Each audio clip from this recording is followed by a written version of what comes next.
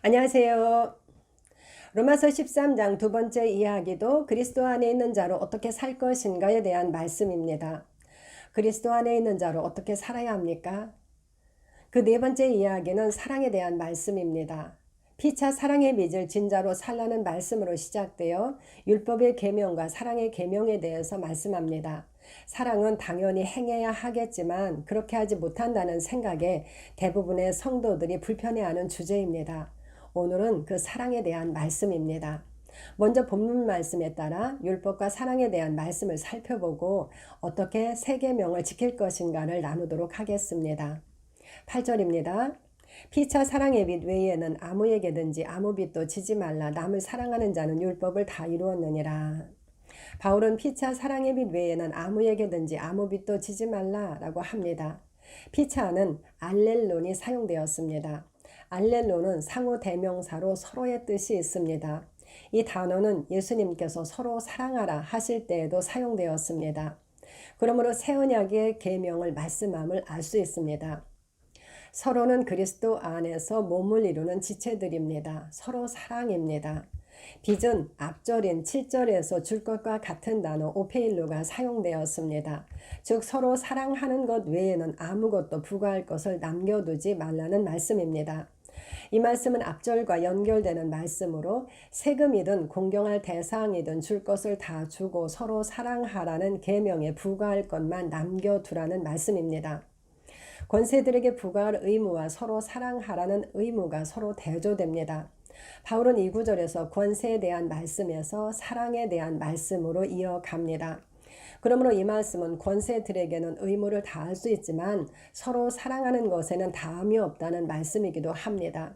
사랑은 갚을 수 있는 것이 아닙니다. 그러므로 사랑의 빚을 질 수밖에 없습니다. 이어서 가르가 사용되었습니다. 그 이유입니다. 왜냐하면 남을 사랑하는 자는 율법을 다 이루었기 때문입니다. 다 이루었느니라는 가득 차게 하다, 완성하다, 성취하다의 뜻을 가진 헬라어 플레로가 사용되었습니다. 즉 남을 사랑하는 자는 율법을 완성하게 됩니다. 그러므로 서로 사랑하라는 의무의 빚을 진 자로 계속 살라는 말씀입니다. 다음 절은 율법에 대한 말씀입니다. 9절입니다. 간음하지 말라, 살인하지 말라, 도둑질하지 말라, 탐내지 말라 한 것과 그 외에 다른 계명이 있을지라도 내 이웃을 내 자신과 같이 사랑하라 하신 그 말씀 가운데 다 들었느니라. 이 말씀 앞에도 가르가 사용되었습니다. 왜냐하면 그것은 간음하지 말라, 살인하지 말라, 도둑질하지 말라, 탐내지 말라 한 것과 그 외에 다른 계명이 있을지라도 내 이웃을 내 자신과 같이 사랑하라 하신 그 말씀 가운데 다 들어있기 때문이라고 합니다. 이 말씀은 앞절의 말씀인 남을 사랑하는 자는 율법을 다 이루는 이유입니다. 사랑의 계명을 지키면 율법을 완성하게 되는데 그것은 율법의 여러 계명들이 있을지라도 그 모든 계명들이 내 이웃을 내 자신과 같이 사랑하라 하신 그 말씀 가운데 다 들어있기 때문이라는 것입니다. 바울은 사랑의 계명이 율법을 완성하는 이유를 율법의 계명을 다 포함하는 내 이웃 사랑하기를 내 몸과 같이 하라는 말씀으로 설명하고 있습니다. 그럼 율법과 관련하여 내 이웃 사랑하기를 내 자신과 같이 하라는 말씀을 더 살펴보겠습니다. 하나님께서는 이스라엘에게 내 이웃 사랑하기를 내 자신과 같이 하라는 말씀을 하셨습니다. 레위기 19장 18절. 그러나 그것이 율법의 계명들을 모두 포함한다고는 말씀하지 않으셨습니다. 하지만 예수님께서는 율법 중에서 어느 계명이 크냐는 질문에 내 마음을 다하고 목숨을 다하고 뜻을 다하여 주 너의 하나님을 사랑하라가 크고 첫째 되는 계명이고 둘째는 내 이웃을 내 자신과 같이 사랑하라는 것이라고 말씀하셨습니다. 그리고 이 두 계명이 온 율법과 선지자의 강령이라고 하셨습니다. 어떤 율법 교사도 율법에 무엇이라 기록되었는지 물으시는 예수님의 물음에 하나님 사랑과 이웃 사랑으로 같은 대답을 하였습니다. 예수님도 율법 교사도 사람을 향한 온 율법과 강령은 내 이웃을 내 자신과 같이 사랑하라는 계명이라고 말하고 있습니다.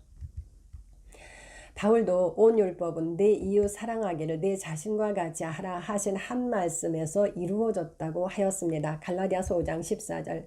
이 말씀에서 이루어졌나니는 8절에서 사용된 플레로가 사용되었습니다. 온 율법은 내 이웃 사랑하기를 내 자신같이 하라 하신 한 말씀에서 완성되었습니다. 지금 율법의 계명에 대해서 말하고 있습니다. 율법의 계명이 많을지라도 내 이웃을 내 자신과 같이 사랑하라 하신 그 말씀 가운데 다 들어있다는 것입니다. 그러므로 야고보도 너희가 만일 성경에 기록된 대로 내 이웃 사랑하기를 내 몸과 같이 하라 하신 최고의 법을 지키면 잘하는 것이라고 말하였습니다. 그것을 지키는 것은 율법을 다 이루는 것이므로 잘하는 것입니다. 다시 사랑에 대한 말씀입니다. 10절입니다. 사랑은 이웃에게 악을 행하지 아니하나니 그러므로 사랑은 율법의 완성이니라. 이 말씀에서 사랑은 정관사와 함께 아가페가 사용되었습니다. 하나님의 사랑입니다. 그 사랑은 이웃에게 악을 행하지 않습니다. 이웃에게 악을 행하지 않고 선을 행한다면 더 이상의 계명은 필요치 않을 것입니다. 그러므로 사랑은 율법의 완성이라고 말씀합니다. 완성인이라는 플레로의 명사인 플레로마가 사용되었습니다. 남을 사랑하는 자는 율법을 다 이루었습니다. 플레로 8절. 사랑은 율법의 완성 플레로마입니다. 10절. 이 말씀들은 새 언약의 계명인 사랑에 대한 말씀입니다. 사랑은 율법을 완성하는 것입니다.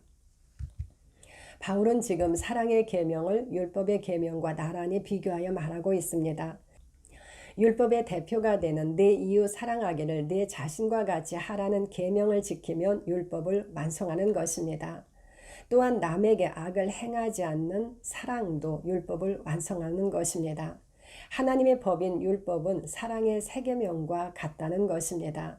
모두 사랑입니다. 결국 서로 사랑하라는 의무를 계속 행하라는 말씀이었습니다. 이제 예수님께서 말씀하신 새 언약의 계명을 살펴보도록 하겠습니다. 앞에서 살펴본 것처럼 율법은 내 이웃을 내 자신과 같이 사랑하라는 말씀으로 요약됩니다. 하지만 새 언약의 계명은 그것과는 조금 다릅니다. 예수님께서는 내가 너희를 사랑한 것 같이 너희도 서로 사랑하라고 하셨기 때문입니다. 율법은 내 자신과 같이로 우리 자신을 향한 사랑을 말하고 새 계명은 내가 너희를 사랑한 것 같이로 예수님께서 우리를 사랑하신 사랑을 말합니다. 율법이 말하는 내 이웃을 내 몸과 같이 사랑하는 것도 쉽지 않습니다. 아무도 그렇게 살지 못했습니다. 그런데 예수님은 그분께서 우리를 사랑한 것과 같이 사랑하라고 말씀하십니다. 그리고 그것이 권면이 아니라 계명이라고 하십니다. 예수님께서 하라고 하신 사랑은 사람의 생각으로는 불가능한 말씀입니다. 그런데 예수님은 왜 이렇게 말씀하셨을까요? 우리는 자주 본질을 벗어난 채 어떤 행위들에 초점을 맞춥니다. 그리고 이건 불가능하다고 생각하며 낙심합니다. 그러나 예수님께서는 이어서 보혜사 성령님을 보내실 것을 말씀하셨고 성령님을 통하여 그분이 아버지와 함께 우리 안에 오셔서 거처를 삼고 영원히 사실 것을 말씀하셨습니다. 삼위 하나님이 우리 안에 사실 것입니다. 그러므로 내가 너희를 사랑한 것 같이 서로 사랑하라는 말씀이었습니다. 말씀은 우리의 정체성을 말씀하고 그 정체성에 따라 살 것을 말씀합니다. 지금 바울도 앞장들에서 우리가 어떤 자인지를 말하였습니다. 12장 서두에서도 언급했던 것처럼 그러므로입니다. 이 부분을 이해하기 위해 율법의 계명을 받은 이스라엘과 사랑의 계명을 받은 영적인 이스라엘이 어떻게 다른지 좀 더 살펴보도록 하겠습니다. 모세를 통해 하나님으로부터 율법을 받은 이스라엘은 거듭나지 못한 자들이었습니다. 그들은 영이 새롭게 됨을 받지 못하였습니다. 그러므로 하나님께서는 육신으로 지킬 수 있는 계명들을 말씀하셨습니다. 이스라엘은 육신에 속하여 그 계명의 깊은 뜻도 알지 못하였습니다. 그들은 계명의 조항들에만 매달렸고 그 계명에 하나님께서 말씀하지 않은 다른 규정들을 만들어 그것을 지켰습니다. 그리고 그것은 오히려 사람들에게 무거운 짐이 되었습니다. 거기에는 하나님을 경외함도 이웃을 사랑함도 없었습니다. 그러므로 예수님은 그들이 11조는 드렸지만 율법에 중한 바 공의와 하나님께 대한 사랑은 버렸다고, 정의와 긍휼과 믿음은 버렸다고 말씀하셨습니다. 그뿐 아니라 예수님은 살인과 간음과 같은 행동만이 아니라 마음으로 가지는 그런 생각도 죄라고, 하나님께서 보시는 진정한 율법을 말씀하셨습니다. 그것은 육신을 가진 사람이 지킬 수 있는 계명이 아니었습니다. 그러므로 하나님은 새 언약을 말씀하셨습니다. 새 영을 우리 속에 두고 새 마음을 우리에게 주실 것을, 또 그분의 영을 우리 속에 두어 우리로 하나님의 율례를 행하게 하실 것을 말씀하였습니다. 예수 그리스도의 대속을 통하여 그 일은 이루어졌습니다. 이제 그를 믿는 자마다 영생을 얻게 됩니다. 우리의 영이 새로워졌고 하나님의 영은 우리 안에 오셨습니다. 우리는 그리스도와 연합하여 하나님의 생명과 연합되었고 영으로 산 자가 되었습니다. 우리는 그리스도와 연합하여 옛 생명이 죽고 그분과 함께 살아서 그분과 함께 공생하는 자가 되었습니다. 예수님은 그렇게 될 제자들에게, 그리고 우리에게 내가 너희를 사랑한 것 같이 너희도 서로 사랑하라 라고 말씀하신 것입니다. 그러므로 요한은 우리가 형제를 사랑함으로 사망에서 옮겨 생명으로 들어간 줄을 안다고 하였습니다. 요한일서 3장 14절. 우리가 형제를 사랑함으로 사망에서 옮겨 생명으로 들어간 줄을 안다는 것입니다. 즉 사랑은 거듭남의 증거라고 말하고 있습니다. 사랑이신 하나님이 내 안에 계신다면 나는 그 아가페의 사랑을 가지고 있는 것입니다. 베드로도 우리가 진리를 순종함으로 우리 영혼을 깨끗하게 하여 거짓이 없이 형제를 사랑하게 이르렀다고 말하였습니다. 베드로전서 1장 22절. 우리는 진리의 말씀에 순종함으로 거짓 없이 형제를 사랑하게 이르렀습니다. 그러므로 마음으로 뜨겁게 서로 사랑하라고 말씀합니다. 바울도 우리에게 주신 성령님을 통하여 하나님의 사랑은 우리 안에 부은 바 되었고 그 성령님으로 말미암아 우리 안에서 쏟아져 나온다고 하였습니다. 로마서 5장 5절. 그러므로 사랑을 받는 자녀같이 하나님을 본받는 자가 되고 예수님께서 우리를 사랑하신 것 같이 우리도 사랑 가운데서 행하라고 말씀합니다. 에베소서 5장 1, 2절. 그렇다면 어떻게 그 사랑의 계명을 따를 수 있습니까? 사랑의 계명도 행위들을 나열한다면 율법처럼 지키기 힘든 것이 될 것입니다. 사랑의 계명은 육신으로 행하지만 육신의 법이 아니고 영의 법입니다. 이제 율법 조문이 아니라 영의 새로운 것으로 섬겨야 합니다. 앞에서 살펴본 것처럼 그 사랑은 하나님의 영과 함께 있는 우리 영에서부터 나오는 사랑을 말하기 때문입니다. 하나님의 생명으로 태어난 자들 안에 있는 하나님의 사랑으로 행하라는 것입니다.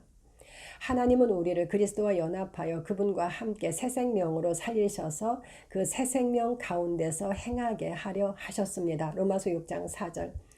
그러므로 없는 사랑을 우리 스스로가 만들어 사랑하라는 말씀이 아님을 알 수 있습니다. 그렇다면 실제 삶에서는 어떻게 사랑하지요? 먼저 거듭난 나는 사랑하는 자라는 것을 아는 것이 중요합니다.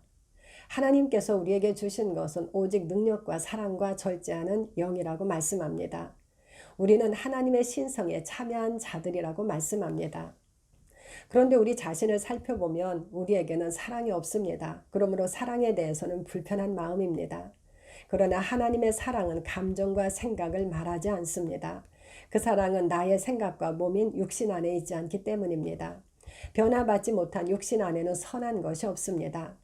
하나님의 사랑은 성령으로 말미암아 우리 안에, 즉 우리의 영 안에 부은 바 되었습니다.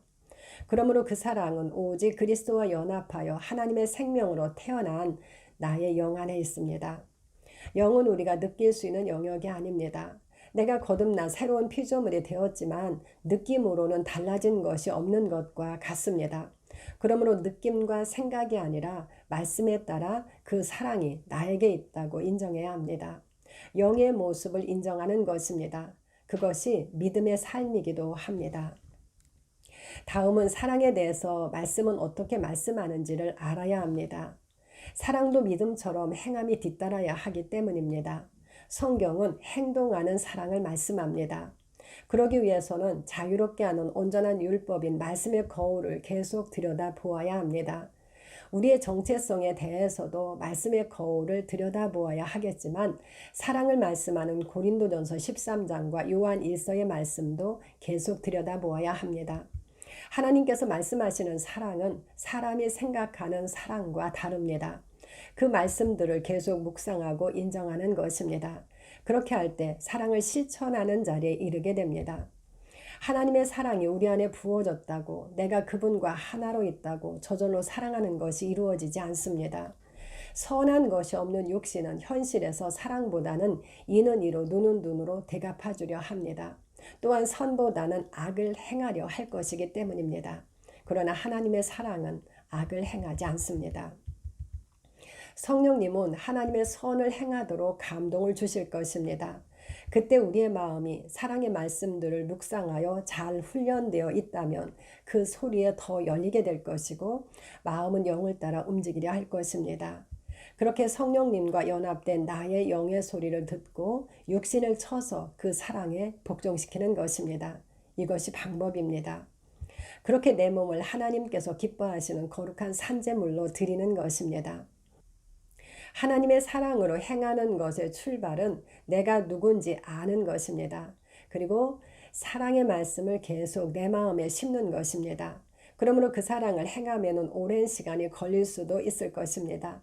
때로는 우리가 그 사랑을 막는 행동도 할 것입니다. 그러나 그래도 다시 시작해야 합니다. 예수님께서 우리에게 주신 하나의 계명이며 성경에서 사랑만큼 크게 말씀하는 것은 없기 때문입니다. 의인은 7번 넘어져도 다시 일어납니다. 우리 안에 계신 하나님은 사랑이십니다. 우리 아버지가 되시는 하나님은 우리의 사랑이 아니라 그분의 사랑으로 서로 사랑하라고 말씀합니다. 어린아이가 자라면 어른이 되듯이 우리는 사랑에서도 자라갈 수 있습니다. 우리 안에 부은받은 하나님의 사랑은 성령으로 말미암아 우리 안에서 쏟아져 나올 것입니다. 이렇게 그리스도 안에 있는 자로 어떻게 살아야 하는가의 네 번째 이야기인 사랑에 대한 말씀을 살펴보았습니다. 먼저 서로 사랑하는 것 외에는 아무것도 부과할 것을 남겨두지 말라는 말씀이었습니다. 그 이유는 남을 사랑하는 자는 율법을 다 이루었기 때문입니다. 율법에 여러 다른 계명들이 있을지라도 내 이웃을 내 자신과 같이 사랑하라 하신 그 말씀 가운데 다 들어있기 때문입니다. 사랑은 이웃에게 악을 행하지 않습니다. 그러므로 율법을 하나씩 지키려고 애쓰지 않아도 사랑의 계명을 지킨다면 모든 율법을 이루는 것, 즉 완성하는 것이 됩니다. 내가 너희를 사랑한 것 같이 서로 사랑하라는 새 계명은 그리스도와 연합된 우리 영에서부터 나오는 사랑으로 살라는 말씀입니다.